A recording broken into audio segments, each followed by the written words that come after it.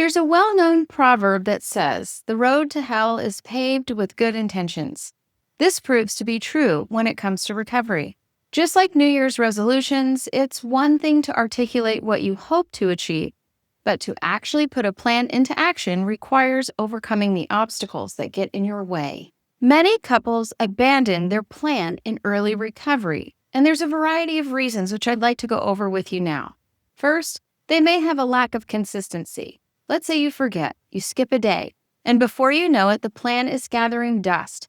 The solution for this is to schedule your activities.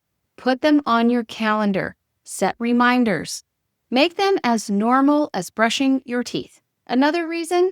Forgetting the why. You start strong, but without a clear why, the motivation fades. So, write down your shared goals and revisit them weekly. Remind each other of the vision that you're building towards. Also, emotional resistance. Sometimes one or both of you just don't feel like doing the work. So here's a solution. Agree in advance that the plan gets followed even when you don't feel like it. Stay committed to your weekly recovery night check-in. Emotions change and commitments remain. I've often heard it said that mood follows action. So take action and your mood will follow.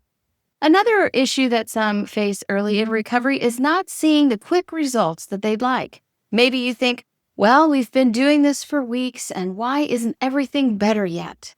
Here's a better solution to consider. Remember, this is a marathon, not a sprint. So look for the small wins and celebrate them together. Stay consistent and remain committed. The reality is your personal recovery plan is a tool, but its power comes from your commitment to use it. Integrity is built in the follow-through. My mentor, Dr. Magnus, and founder of Hope and Freedom, often said, the program works when you work the program. So it's important for you to remember that your personal recovery plan is a tool, but the power in it comes from your commitment to use it. Integrity is built in the follow-through, and respect is rebuilt when you consistently live out the values that you've committed to, side by side.